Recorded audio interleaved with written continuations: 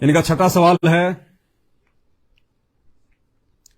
हिरण्यकशिपु को ब्रह्म ने मारा या परमात्मा कबीर जी ने मारा? त्रेता युग में भगत प्रहलाद का जो पिता था राक्षस हिरण्यकशिपु, कहते हैं उस प्रहलाद को बचाने के लिए उस हिरण्यकशिपु को, राक्षस को, जो अपने आप में भगवान बन बैठा था, जो किसी को भी विष्णु का जाप नहीं जपने देता था, कहता था कि मैं खुद ही भगवान हूं। और भगत जो है प्रहलाद को भी उसने इसी बात को लेकर ज्यादा दुखी कर दिया कि मैं तेरा बाप ही भगवान हूं, मेरा नाम जप, हिरण्यकशिपु हिरण्यकशिपु, ये ओम नमो विष्णु नहीं जपेगा। लेकिन वो जन्म जन्मांतरों से उस कबीर परमात्मा सतगुरु रामपाल जी की भक्ति में लीन होता आ रहा था। कौन? वो भगत प्रहलाद है। और ऐसी आत्माओं की परमात्मा आके रक्षा करता है, चाहे किसी भी रूप में आके रक्षा करें। तो हिरण्यकशिपु का जब पाप का घड़ा भर गया, जब 84 प्रकार की यातनाएं उसने भगत प्रहलाद को दी, कभी जंगल में फिकवा दिया, कभी सर्पों में फिकवा दिया, कभी तेल के गर्म जो है कढ़ाई में उसको डाल के उसको यातना देनी चाहिए, कभी उसको पहाड़ से नीचे फेंक दिया तो भगवान ने नीचे फूल बिछा दिए, कभी उसको अपनी बहन होलिका के माध्यम से, जिसको ब्रह्मा जी की तरफ से एक चादर मिली हुई थी, उस चादर को ओढ़ के जब वो आग में बैठ जाती थी तो आग में वो नहीं जलती थी। जैसे आजकल ये फायर ब्रिगेड वालों के पास में जो ड्रेस आती हैं, होलिका को आग में ना जलने का वरदान नहीं था। संत रामपाल जी ने बताया ब्रह्मा जी की तरफ से उसको एक ऐसा वस्त्र प्राप्त था, उस कपड़े को ओढ़ के जब वो आग में बैठती थी तो आग में नहीं जलती थी। तो होलिका अपने भाई के आदेश पर भगत प्रहलाद को, जो कि छोटा बच्चा था 8-10 साल का, आग में लेके बैठ गई। उसको बहका दिया कि बेटा देख, मैं भी तो आग में बैठ गई, और खुद उसने चादर ओढ़ ली और प्रहलाद को बिठा लिया चादर से बाहर अपनी गोद में और कहा कि बेटा देख, मैं भी तो आग में बैठी हूं, कुछ नहीं बिगड़ेगा, तू भी बैठ जा। तो भगत प्रहलाद, अपना पिछले जन्म की कमाई थी भगत प्रहलाद के पास में। उस समय भगत प्रहलाद कोई सही भक्ति नहीं कर रहा था, उसके पास में सही मंत्र नहीं था, उसका कोई सही गुरु नहीं था, लेकिन पिछले जन्म की भक्ति के कारण भी ये परमात्मा अपनी आत्माओं के पीछे पीछे दौड़ता रहता है। मालिक कहते हैं, गोता मारूं स्वर्ग में, जा बैठूं पाताल, गरीबदास ढूंढता फिरूं अपने हीरे मोतीलाल। तो ये कह के उसने भगत प्रहलाद को अपनी गोद में बैठा लिया और हिरण्यकश्यप के लोगों ने आग लगा दी। अब भगवान तो भगवान है, भगवान से ऊपर और कोई थोड़ी है। उसने ब्रह्मा जी के द्वारा दी गई उस चादर का दुरुपयोग किया, होलिका ने उस वरदान का दुरुपयोग किया। तो परमेश्वर कबीर जी ने, जो वर्तमान में सतगुरु रामपाल जी के रूप में प्रकट हैं, इन्होंने ऐसी अजब की लीला खेली। परमात्मा ने हवा चला दी भयंकर, और ऐसी हवा चली कि वो जो चादर जो होलिका ने ओढ़ रखी थी, होलिका के ऊपर से हटके उस चादर ने भगत जो है प्रहलाद को जो है ढक लिया और होलिका उस आग में जल गई। और फिर थोड़ी देर बाद भगवान ने ऐसी शीतल हवा चलाई, वो आग बिल्कुल ठंडी हो गई। ऐसे परमात्मा ने उसको बचाया। उसके बाद में जब उसकी अति बढ़ गई और जब वो लेके हाथ में तलवार और उसको मारने के लिए चला प्रहलाद को महल में, तो ये ब्रह्म नहीं आया था नरसिंह रूप धारण करके, ये ज्योति निरंजन नहीं आया, ये दुर्गा का जो पति है काल, ये नहीं आया, ब्रह्मा विष्णु महेश का पिता ये ब्रह्म, ये काल नहीं आया था नरसिंह रूप धारण करके। वो कबीर परमात्मा, उसने नरसिंह रूप धारण किया था, ना कि यहां के विष्णु भगवान ने। यहां के विष्णु को तो मालूम भी नहीं पड़ा कि क्या हो रहा है नीचे। असुर निकंदन रमणी में आदरणीय गरीबदास जी महाराज जी ने क्या बताया? नरसिंह रूप धरे गुरु राया, हिरणाकुश को मारण धाया। नरसिंह रूप धरे गुरु राया। आदरणीय गरीबदास जी कह रहे हैं कि मेरे गुरु जी, मेरे सतगुरु, जो मुझे सतलोक से आके मिले थे जिंदा महात्मा के रूप में छुड़ानी में, कहते हैं मेरे उस गुरु ने नरसिंह रूप धारण किया था और हिरण्यकश्यप को मारा था। और आज वो गुरु हिरण्यकश्यप को मारने वाला नरसिंह रूप धारण करके वो गुरु आज सतगुरु रामपाल जी के रूप में हमारे गुरु हैं। ये हमारा परम सौभाग्य है। इसीलिए तो संत रामपाल जी के साथ संगत से जुड़े हुए भक्तों का उंगली का नाखून भी नहीं उतर रहा।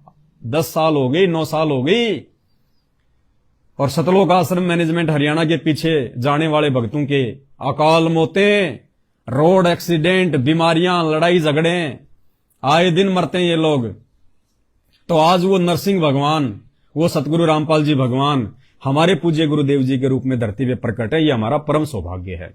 तो उस ब्रह्म ने, उस काल ने नरसिंह रूप धारण करके भगत प्रहलाद को नहीं बचाया, बल्कि उस कबीर परमेश्वर ने, जिनका वेदों में बहुत सारी जगह नाम है, और जो आज धरती पर, ये धरती वासियों का सौभाग्य है कि सतगुरु रामपाल जी के रूप में प्रकट हैं, उन्होंने बचाया।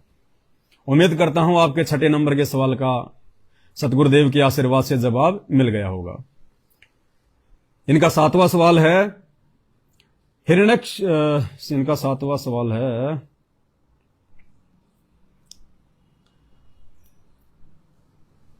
हनुमान जी की उपासना का क्या कोई फल मिलता है कि नहीं, क्योंकि शरीर के 5 चक्रों में इनका कहीं भी उल्लेख नहीं मिलता। इनके उपासक कहां जाते हैं? विश्वदास जी कह रहे हैं कि हमारे शरीर में जो कमल दल बने, जो ये चक्कर बने हुए हैं रीढ़ की हड्डी के अंदर सूक्ष्म रूप में, जो 5 जो चक्कर हैं, जिनमें 5 देवताओं का वास है। कौन कौन से देवताओं का वास? ब्रह्मा और सावित्री जी का, श्री गणेश जी का, श्री विष्णु और लक्ष्मी जी का, शंकर पार्वती का और दुर्गा जी का। केवल इन्हीं 5 देवताओं का शरीर के 5 कमल दल में वास है। हनुमान जी का वास नहीं है।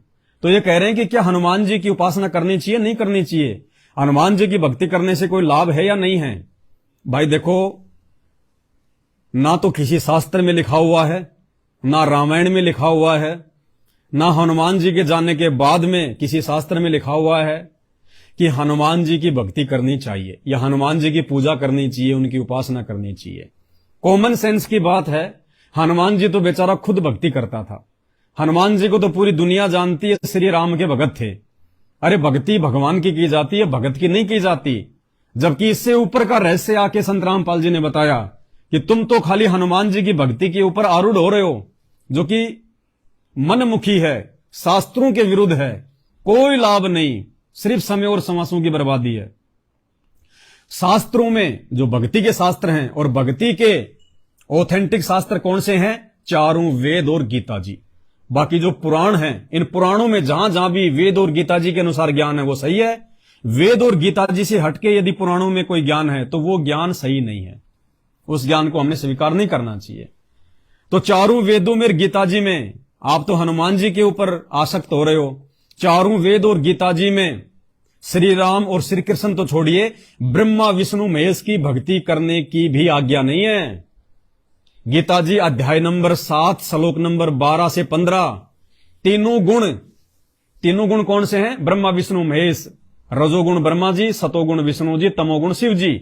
तो गीता जी अध्याय नंबर 7 श्लोक नंबर 12 से 15 में आज परमेश्वर सदगुरु रामपाल जी ने आके हमारी आंखें खोली हैं, सबूत दिखा दिखा के, कि जो इन तीनों गुणों की भक्ति करता है, जो तीनों देवताओं की भक्ति करता है, ब्रह्मा विष्णु महेश की, उसके विषय में इनका बाप वो काल कह रहा है गीता का ज्ञान देते समय अर्जुन को, कि जो इन तीनों गुणों की भक्ति करते हैं वो असुर स्वभाव को धारण किए हुए, मनुष्यों में नीच, दुष्कर्म, मूढ़ व्यक्ति मेरी भी भक्ति नहीं करते। यानी ब्रह्मा विष्णु महेश की पूजा करने वालों को गीता जी अध्याय नंबर 7 श्लोक नंबर 12 से 15 में 4 गालियां दी गई है। 4 गालियां। जो इन तीनों गुणों की भक्ति पे आरूढ़ हैं, मनुष्यों में नीच, दूषित कर्म करने वाले, मूढ़, राक्षस स्वभाव को धारण किए हुए, वो कह रहे हैं कि मेरे को भी नहीं बसते। वो काल कह रहा है कि मेरे ओम नाम की भक्ति भी नहीं करते, जो 8वें अध्याय के 13वें श्लोक में मैंने बताया। ये तो खाली इन देवी देवताओं पर ब्रह्मा विष्णु महेश पे आरूढ़ हो रहे हैं। तो भाई ये वास्तव में जो भक्ति मार्ग का ज्ञान है, ये ज्ञान आके खुद परमात्मा सतगुरु रामपाल जी भगवान ने दिया है, जिसने इस काल को पैदा किया, इस ब्रह्म को पैदा किया, जिसने इस ब्रह्म को 21 ब्रह्मांड दिए, जो ये ब्रह्मा विष्णु महेश के माध्यम से अपने ब्रह्मांडों का संचालन कर रहा है, ब्रह्मा के माध्यम से सृष्टि की उत्पत्ति करवा रहा है, जीवों की पैदाइश करवाता है, विष्णु के माध्यम से उनका लालन पालन करवाता है, और शंकर जी के माध्यम से किसी को रोड एक्सीडेंट में, किसी को कैंसर से, किसी को लड़ाई झगड़े में, किसी को सेना में भर्ती करके, किसी को मुठभेड़ में मरवा देता है। तो ये ब्रह्मा विष्णु महेश तो अपने पिता काल के लिए भोजन तैयार कर रहे हैं और हम इन्हीं की भक्ति कर रहे हैं। तो ये आंखें संत रामपाल जी की जो सृष्टि रचना है, देखो भाई और बहनों, आंखें खोल लो, अभी समय है नहीं, बाद में रोने धोने के अलावा कुछ भी शेष नहीं रहेगा। जब तक आप सृष्टि रचना नहीं सुनेंगे परमेश्वर रामपाल जी के मुख कमल से, भगवान के मुख कमल से, और सृष्टि रचना कोई संत रामपाल जी के अपने घर का ज्ञान नहीं है। संत रामपाल जी का सत्संग करना कोई खानदानी पेशा नहीं है। संत रामपाल जी ने शास्त्रों का निष्कर्ष निकाल के, निचोड़ निकाल के, क्योंकि ये तो भगवान है, परमात्मा, इनको पढ़ने की जरूरत थोड़ी, तो लीला करता है इनको पढ़ने की। ये तो जहां उंगली रख दे वहीं पे आपको प्रमाण मिल जाएंगे। जो मुंह से बोल दे वही वाणी बन जाएगी, वही जो है भजन बन जाएगा, वही शब्द बन जाएगा। ये जो घटनाएं जो शास्त्रों में लिखी हुई हैं, तो संत रामपाल जी की आंखों के सामने ऐसी ऐसी अरबों खरबों घटनाएं आंखों के सामने चलती रहती हैं। ये पूर्ण परमात्मा है, सबका जनक। फिर भी इन्होंने आप और हम जीवों को विश्वास दिलाने के लिए, अगर ये सीधे बताते अपने मुख से ये बातें, तो कोई यकीन नहीं करता, हम भी यकीन नहीं करते। इसलिए संत रामपाल जी ने भी एक आम व्यक्ति की तरह लीला करते हुए संत रूप में धरती पे जो है प्रकट होके, और इन्होंने शास्त्रों को दिखाया। और इस शास्त्रों को दिखाने से पहले वर्तमान में हमारे को इन्होंने शिक्षा दी। बच्चे बच्चे को इन्होंने अक्षर ज्ञान करा दिया, इन्होंने पढ़ा दिया। न्यास से पहले कहां थी पढ़ाई? 50 साल पहले ये ब्राह्मण पढ़ा करते थे, और ये जैसा बोलते थे हम इनकी बातें मानते थे। तो ये परमात्मा की विशेष मेहर है वर्तमान के आप और हम जीवों पर। इसको समझो, समझने का प्रयास करो। संत रामपाल जी के सत्संग सुनो थोड़ा थोड़ा, दिन में चाहे आधे घंटे सुनो।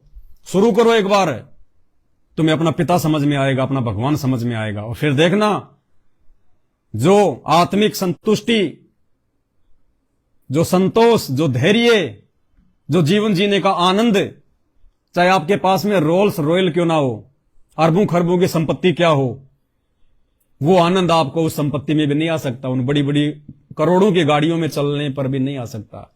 जो आत्मिक संतुष्टि आपके घर में साइकिल होगी, और यदि संत रामपाल जी का ज्ञान है आपके पास, उनकी शरण प्राप्त है आपको, और आपने समझ लिया उस ज्ञान को, फिर आपको वो संतुष्टि प्राप्त होगी, जो संतुष्टि उनको कभी नहीं हो सकती।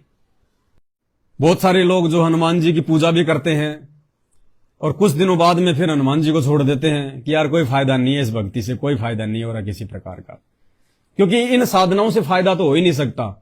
कब आपका एक्सीडेंट हो जाए, कब आपकी मृत्यु हो जाए, कब आपका बेटा मर जाए, कब आपकी पत्नी मर जाए, कब आप मर जाओ, कब कोई रोग आके आपको घेर ले, आपके परिवार को घेर ले, कब आपके धंधे में नुकसान हो जाए, ये आपके जैसे संस्कार है वैसा ही आपको मिलेगा। एक संत रामपाल जी की भक्ति को छोड़ के, चाहे आप ब्रह्मा विष्णु महेश 33 करोड़ देवी देवता, भूत मसाणी भैरव, अल्लाह अल्लाह, मसीहा मसीहा, वाहिगुरु वाहिगुरु, मंदिर गुरुद्वारे चर्च कहीं भी जाओ, आपको केवल वही मिलेगा जो आपके पिछले जन्म की जो कमाई है। इसके अलावा आपको 1% भी नहीं मिल सकता। कब तक? जब तक आप संत रामपाल जी के ज्ञान को समझकर, विशेषकर सृष्टि रचना को समझकर, और संत रामपाल जी की शरण ग्रहण नहीं कर लेंगे। तो लोग इनकी भक्ति भी करते हैं, इनकी पूजा भी करते हैं। जैसे किसी के घर में बहुत ज्यादा पूजा होती है हनुमान जी की या माता जी की, और अचानक से उनका बेटा मर जाता है। वो बेटा जो 6 महीने पहले नौकरी लगा था, वो माँ बाप उठा के मूर्तियों को फेंक देते हैं कि बाढ़ में जाएं देवी देवता, निकलो यहां से। क्यों? क्योंकि उनके पास में सही भक्ति नहीं थी। उस बेटे का संस्कार ऐसा ही था, उसको इसी समय मरना था नौकरी प्राप्त होने के बाद। उस संस्कार को यदि कोई काट सकता था, मौत को यदि कोई मात दे सकता है, तो संत रामपाल जी दे सकते हैं, उनकी भक्ति दे सकती है। अब कोई कहे कि हनुमान जी की भक्ति से कोई फायदा नहीं, छोड़ दो इस भक्ति को, तो भाई वो तो तुम्हारी अपनी सोच थी। हनुमान जी ने तुम्हें कब कहा था कि तुम मेरी भक्ति करो? हनुमान जी की साधना के विषय में कौन से शास्त्र में लिखा हुआ है कि हनुमान जी की मूर्ति बनाओ, लाल रंग से रंग दो, उसको सिंदूर से एक जो है लोटा लंगोटा उनके हाथ में दे दो, सोटा उनके हाथ में दे दो, उनकी भक्ति करो, मन में आए वहां उनको रोड पे बैठा दो, किसी भी जो है पत्थर को लाल करके। ये तो तुम्हारी अपनी मनमुखी सोच थी, तुम्हारी अपनी मनमुखी सोच थी ये तो। अब किसी भी पत्थर को उठा के तुम हनुमान जी बना दो और पूजा कर लो, फायदा तो उससे होना नहीं है। नुकसान होने पे तुम उसको उठा के फेंक दो कि काहे का हनुमान जी है। तो हनुमान जी ने थोड़ी कहा था कि तुम मेरी भक्ति करो, तुमने खुद ही शुरू की, खुद ही तुमने उसको फेंक दिया। तो भाई सही भक्ति वर्तमान में परमेश्वर रामपाल जी भगवान की है, उन्होंने आके जो भक्ति बताई है। और संत रामपाल जी कोई अपनी भक्ति नहीं करवा रहे, संत रामपाल जी भी इन्हीं देव देवताओं की भक्ति करवा रहे हैं। आप इनके सत्संग सुनेंगे तब पता चलेगा आपको। इन्हीं देवी देवताओं की सही भक्ति बता रहे हैं, यथार्थ भक्ति बता रहे हैं, इन देवी देवताओं के मूल मंत्र दे रहे हैं। कौन से देवी देवताओं के? यानी हम संत रामपाल जी के भक्तों को जब प्रथम बार में जब ये नाम दीक्षा मिलती है, तो हमें इन्हीं देवी देवताओं का नाम दिया जाता है। 5 मंत्र दिए जाते हैं, ब्रह्मा शांवत्री जी का, ये गणेश जी का, विष्णु लक्ष्मी का, शंकर पार्वती का और दुर्गा जी का, इनकी फोटोएं तक हमें दी जाती हैं। हम जो मंत्र करते हैं उस कार्ड के ऊपर इन पांचों देवी देवताओं की फोटोएं होती हैं और नीचे इनके जो है मंत्र लिखे होते हैं, जो इनके बीज मंत्र हैं, इनके मूल मंत्र हैं, जिन मंत्रों के जाप करने से ये देवी देवता तुरंत हमें लाभ देते हैं। जो लाभ आप लोगों को भंडारे करने से, इनकी पूजा पाठ करने से, इनकी पैदल यात्रा करने से लाख जन्म भी नहीं मिलता, ना मिल सकता, वो लाभ मात्र रोजाना 108 मंत्र करने से हम रोज प्राप्त कर लेते हैं, रोज। और इनके उपासक कहां जाते होंगे, जैसा आपने सवाल किया कि हनुमान जी के उपासक कहां जाते हैं। अरे भाई, जब हनुमान जी का कोई ठिकाना नहीं है, हनुमान जी का ही मोक्ष नहीं हुआ, जब श्री राम जी का खुद का मोक्ष नहीं है, श्री राम जी भी अपना जो है कर्म भोगने के लिए आए। और त्रेता युग में जब श्री रामचंद्र जी ने, पहली बात तो वो अपना ऊपर वाला जो संस्कार था वो भोगने के लिए तो यहां आए। नारद जी ने जो श्राप दिया था उस श्राप को भोगने के लिए तो वो त्रेता युग में आए।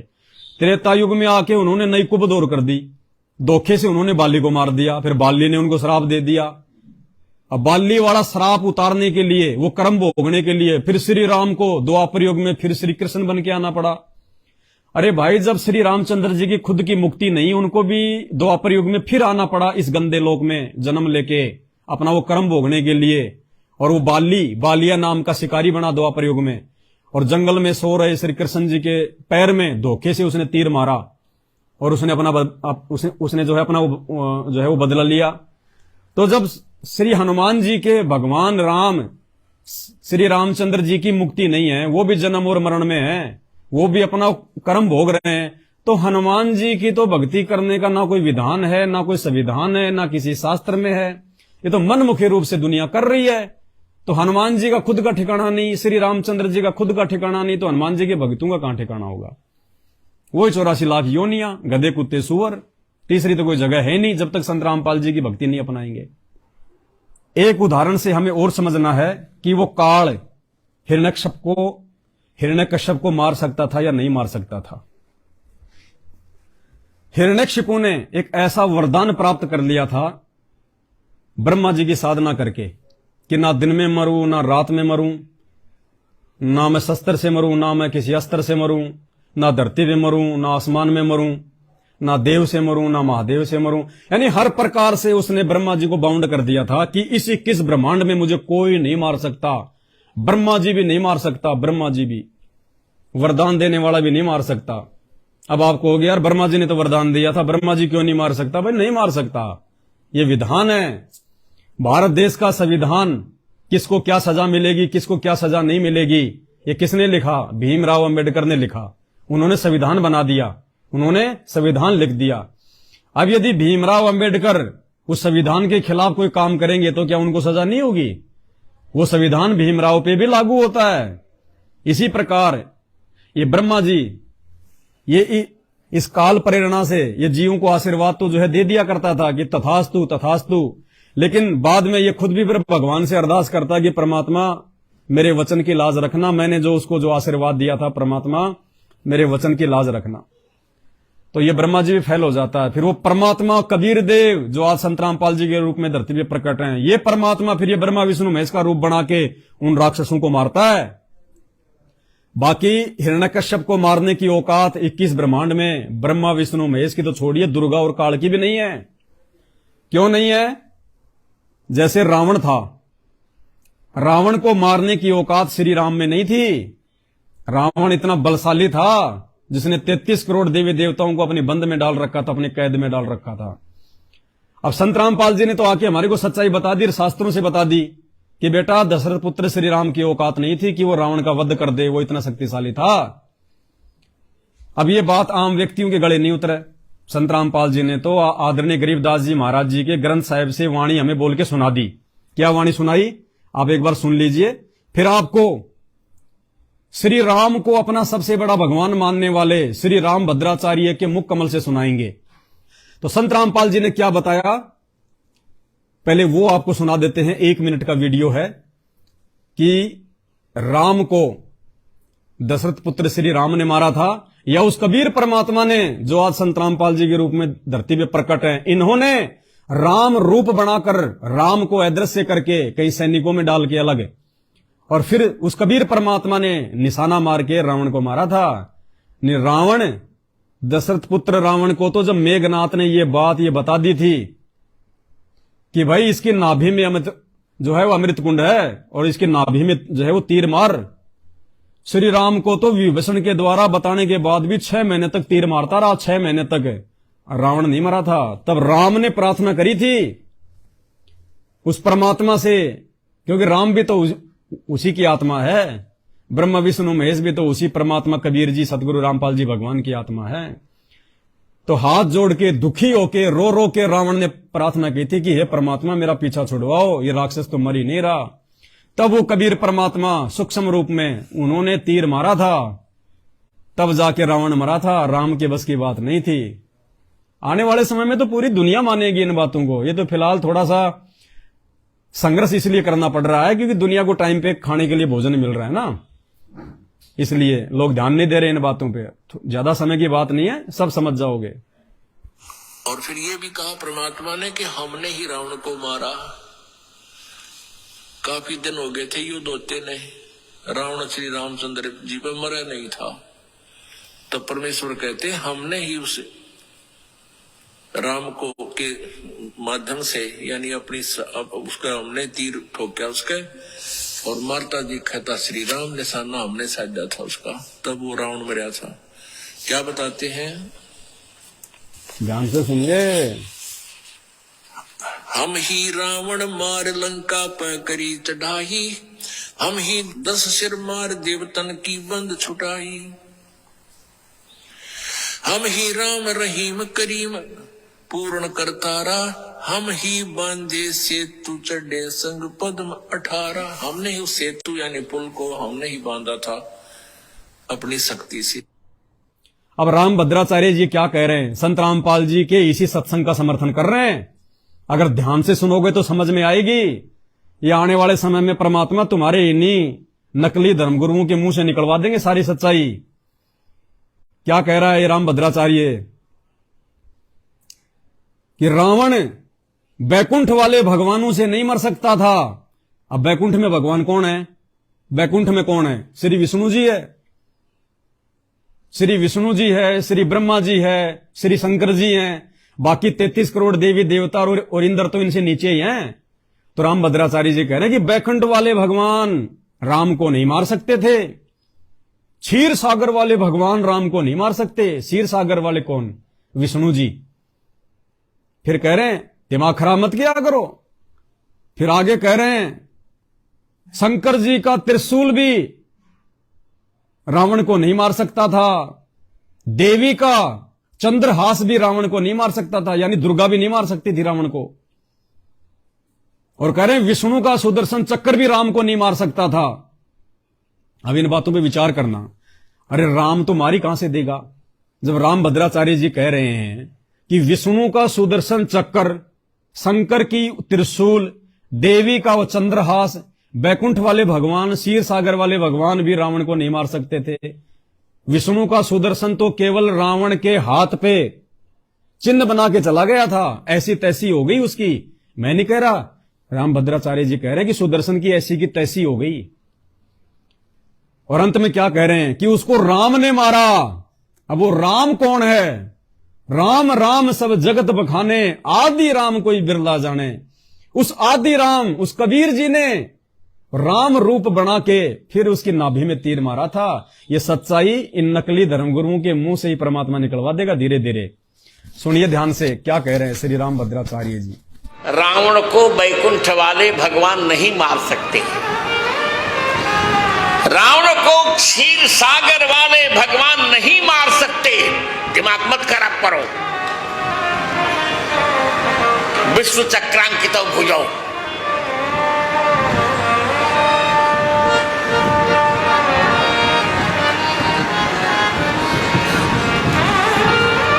सुदर्शन चक्र केवल रावण की भुजाओं में चिन्ह बना के चला गया, नहीं मार पाया। ऐसी तैसी हो गई उसकी। रावण की भुजाओं को तो केवल राम जी के ही बाण काट सकते हैं 10 शीश बाहु प्रचंड खंडन चंड सरबंडल मही। क्या कह रहे हैं राम भद्राचार्य जी कि रावण को तो केवल राम जी के तीर ही मार सकते हैं, और उससे पहले क्या बोल गए ये, सुदर्शन चक्र भी नहीं काट सकता, क्षीर सागर वाले भगवान भी नहीं मार सकते, बैकुंठ वाले भगवान भी नहीं मार सकते। सुदर्शन चक्र तो केवल चिन्ह बना के चला गया, ऐसी की तैसी हो गई। और रावण को कौन मार सकता है? रावण को तो राम के तीर मार सकते हैं। कौन से राम के तीर? अब ये तो सोच रहे हैं कि दशरथ पुत्र रामचंद्र जी, नहीं। अगर राम के तीर दशरथ पुत्र रामचंद्र जी ने ही रावण को मार दिया या मार सकता था, तो आगे ये क्या बोल रहे हैं वो भी सुन लो। ये कह रहे विष्णु का सुदर्शन चक्र भी नहीं मार सकता। अरे राम बड़ा या विष्णु बड़ा? श्री राम तो विष्णु का छोटा सा अवतार है, अंश अवतार है। यानी श्री विष्णु जी ने रामचंद्र जी को थोड़ी बहुत अपनी शक्ति देके नीचे भेजा था अवतार रूप में।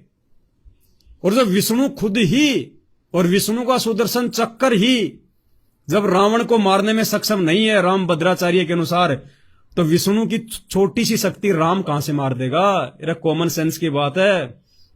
इनकी तो बुद्धि भ्रष्ट है, ये क्या बोलते हैं इनको कुछ नहीं पता। आप आगे देखिए क्या कह रहे हैं। बीच में तो कह रहे हैं कि राम के तीर मार सकते हैं, और अब आगे क्या बोल रहा है ध्यान से सुनना। ना शंकर का त्रिशूल मार सकता, ना विष्णु का सुदर्शन मार सकता। मिथिला वालों समझते हो नहीं समझते हो?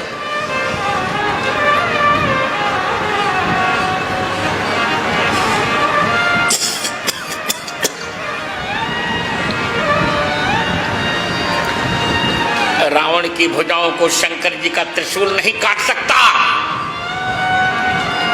रावण की भुजाओं को देवी का चंद्रहास नहीं काट सकता। रावण की भुजाओं को विष्णु का चक्र नहीं काट सकता। रावण की भुजाओं को विष्णु का चक्र नहीं काट सकता। अरे तो विष्णु तो श्री रामचंद्र जी से लाखों गुना ज्यादा पावरफुल है। विष्णु ने अपने पुत्र के रूप में, अपने अंश अवतार के रूप में राम को थोड़ी बहुत पावर देके भेजा था नीचे, थोड़ी बहुत शक्ति देके भेजा था। और जब विष्णु का चक्कर ही रावण को नहीं मार सकता, तो राम के तीर कहां से मार देंगे? उस कबीर परमात्मा ने, जो अभी आपने संत रामपाल जी के मुख कमल से सुना, एक एक वचन सत्य है इस परमात्मा का, एक एक वचन। साध वचन पलटे नहीं, चाहे पलट जाए ब्रह्मांड। ये असली साधु है संत रामपाल जी। इन्होंने अपने मुख कमल से जो बोल दिया, क्योंकि ये इन घटनाओं को अपनी आंखों से देखते हैं। अब इसका पूरा वीडियो एक बार फिर से सुन लो, अगर आपकी समझ में आ जाए तो, कि वो बैकुंठ वाले भगवान रावण को नहीं मार सकते। तो बैकुंठ के भगवान कौन? ब्रह्मा विष्णु महेश, राम से बड़े।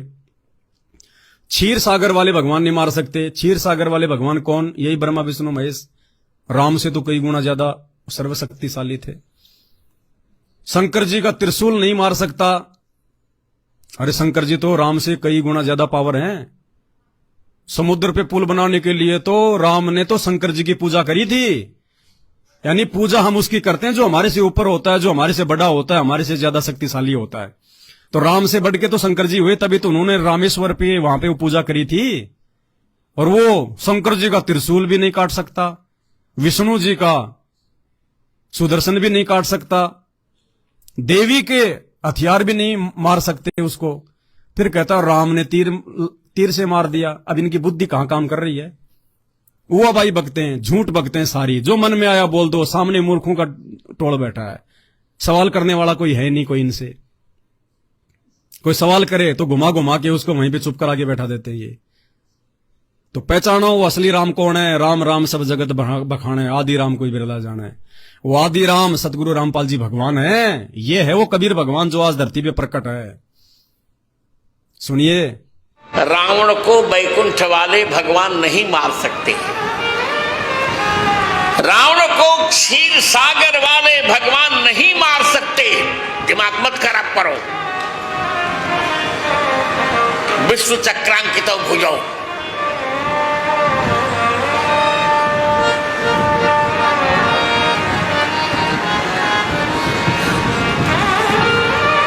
सुदर्शन चक्र केवल रावण की भुजाओं में चिन्ह बना के चला गया, नहीं मार पाया। ऐसी तैसी हो गई उसकी। रावण की भुजाओं को तो केवल राम जी के ही बाण काट सकते हैं। दश शीस बाहु प्रचंड खंडन चंड सरबंडल मही। मिथिला वालों समझते हो नहीं समझते हो?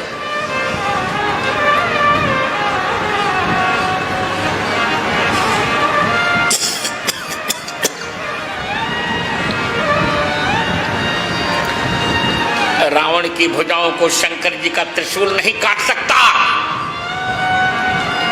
रावण की भुजाओं को देवी का चंद्रहास नहीं काट सकता।